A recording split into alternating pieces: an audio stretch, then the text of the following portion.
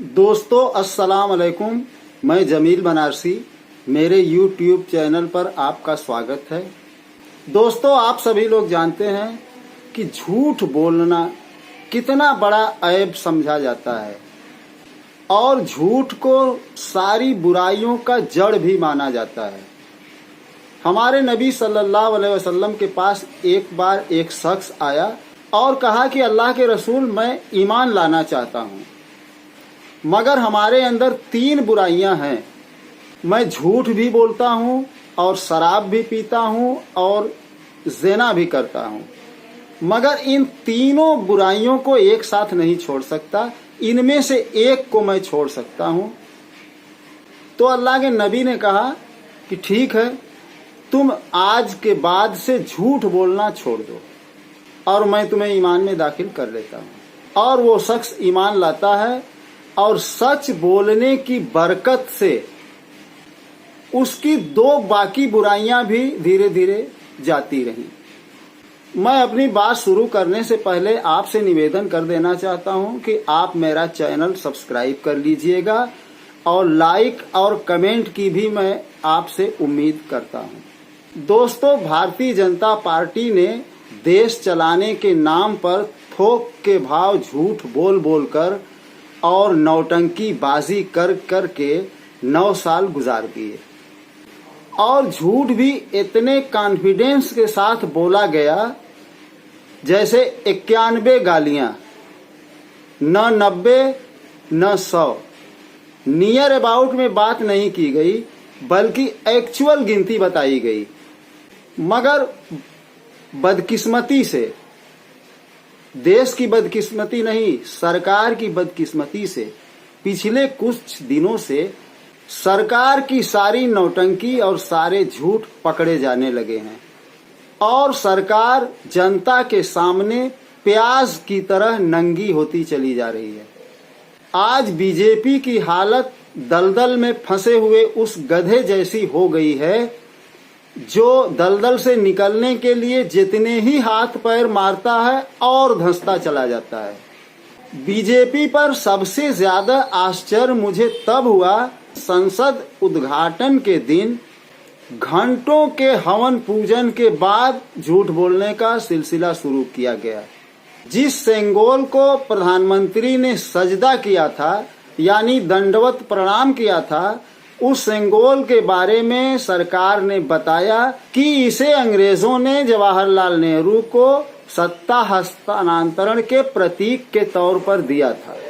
इस बात को देश के एक प्रतिष्ठित अखबार द हिंदू ने काफी तहकीक करने के बाद बिल्कुल गलत साबित कर दिया। और दूसरी बात ये कही गई कि इस सेंगोल को पंडित नेहरू छड़ी के तौर पर इस्तेमाल किया करते थे। अगर इस बात में सच्चाई होती तो प्रधानमंत्री ढूंढ ढांड कर कहीं से एक फोटो ऐसा लाते जिसमें दिखाई देता कि पंडित नेहरू इसको टहलने वाली छड़ी के तौर पर इस्तेमाल कर रहे हैं। जलते हुए मणिपुर को नजरअंदाज करके कर्नाटक चुनाव में रैलियां दर रैलियां की जाती रहीं।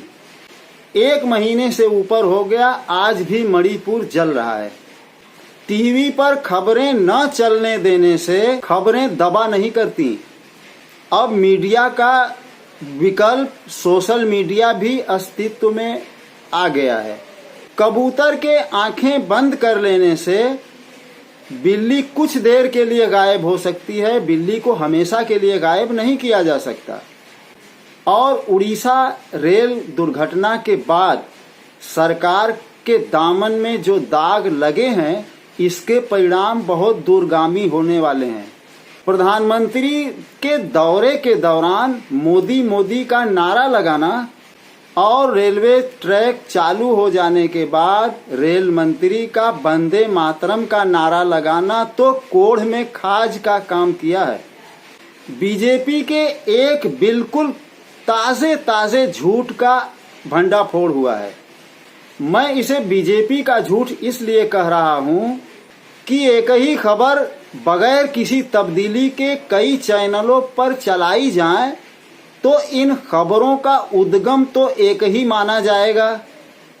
जबकि इस खबर का ताल्लुक सरकार से हो, तब इसे सरकार के झूठ का ही भंडाफोड़ कहा जाएगा।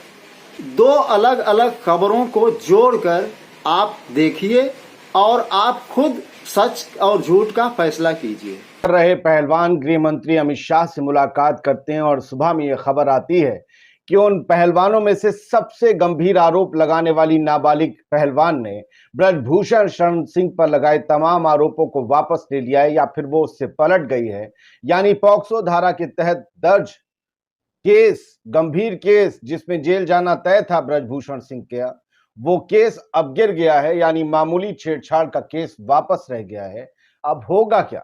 अमित शाह के साथ रात पहलवानों ने क्या बात की पता नहीं, लेकिन अंदाजे लगाना मुश्किल नहीं है। पहलवानों ने कहा होगा ब्रजभूषण शरण सिंह की गिरफ्तारी हो, जल्द से जल्द कार्रवाई हो, लेकिन इसके बावजूद अमित शाह साहब शायद इस पर तैयार नहीं होंगे। इस क्रोनोलॉजी को समझने की जरूरत है कि कैसे अमित शाह साहब से रात के अंधेरे में 11 बजे के बाद या रात 11 बजे पहलवान गुपचुप तरीके से मीटिंग करते हैं। उस मीटिंग से निकलते हैं तो कुछ नहीं कहते। सुबह में एक पहलवान अपने पिता और भाई चाचा के साथ या रिश्तेदारों के साथ थाने पहुंचती है दिल्ली के, और वहां पर यह खबर आती है सूत्रों के हवाले से, बहुत सी जगह पर छप गई बड़े बड़े अखबारों में, कि उस पहलवान ने, नाबालिग पहलवान ने ये कह दिया कि नहीं नहीं नहीं नहीं, जो हमने कहा था। आप सोचिए 3-4 बार के गंभीर आरोप हैं। पकड़कर खींचा, यौन संबंध बनाने की कोशिश की, जबरदस्ती करने की कोशिश की, कमरे में बुलाया, कॉपरेट करने की कोशिश की, कंधे पर हाथ रखा। ये इतनी बार के तमाम आरोप कैसे वापस हो सकते हैं? चाचा भी जो है उनके, कहा जा रहा है रिपोर्ट के आधार पर, वो ये बता रहे हैं नाबालिग नहीं है, बालिग है, ताकि पॉक्सो की एक्ट तो हट ही जाए। आप सोचिए इस क्रोनोलॉजी को। अमित शाह साहब का वर्किंग स्टाइल बहुत जबरदस्त है।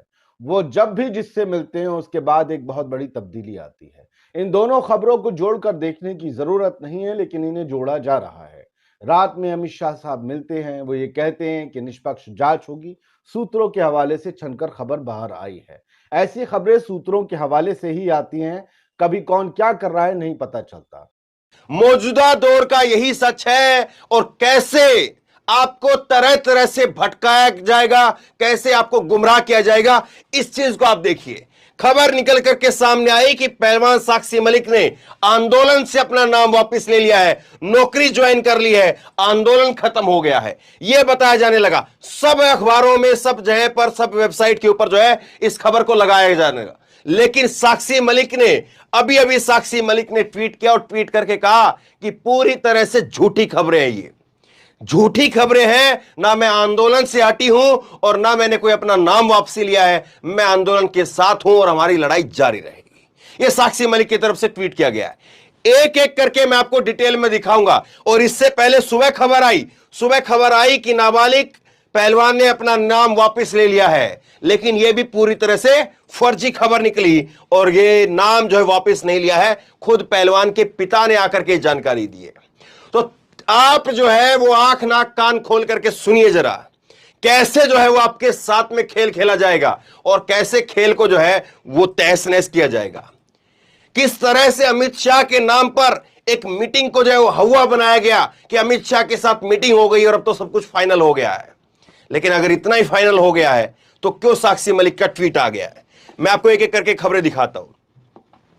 आज तक चैनल ने जो है वो खबर चलाई कि पहलवान साक्षी मलिक ने आंदोलन से नाम वापस ले लिया है, नाम वापस लेने के बाद रेलवे की नौकरी ज्वाइन कर ली है। ये खबर जो है वो चलने लगी।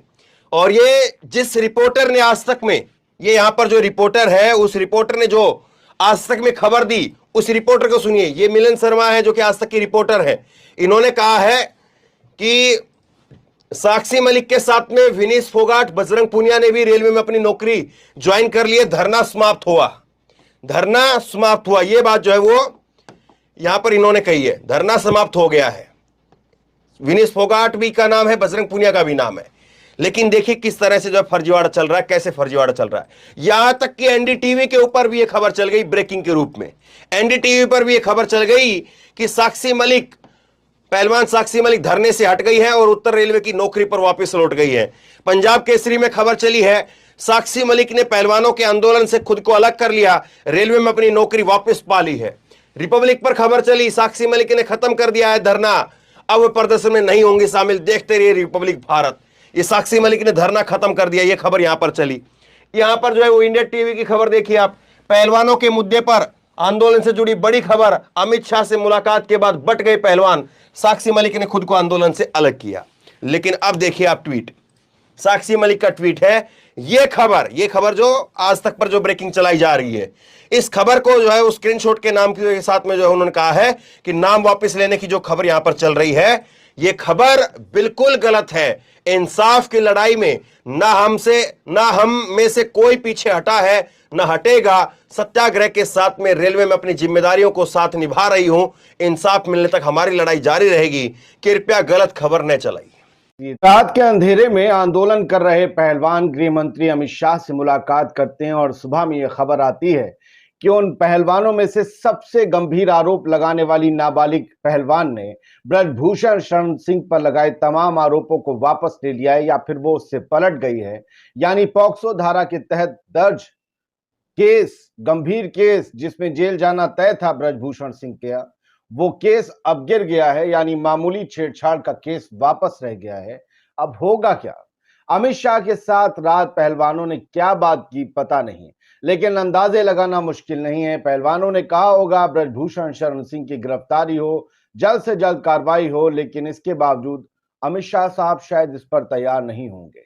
इस क्रोनोलॉजी को समझने की जरूरत है कि कैसे अमित शाह साहब से रात के अंधेरे में 11 बजे के बाद या रात 11 बजे पहलवान गुपचुप तरीके से मीटिंग करते हैं। उस मीटिंग से निकलते हैं तो कुछ नहीं कहते।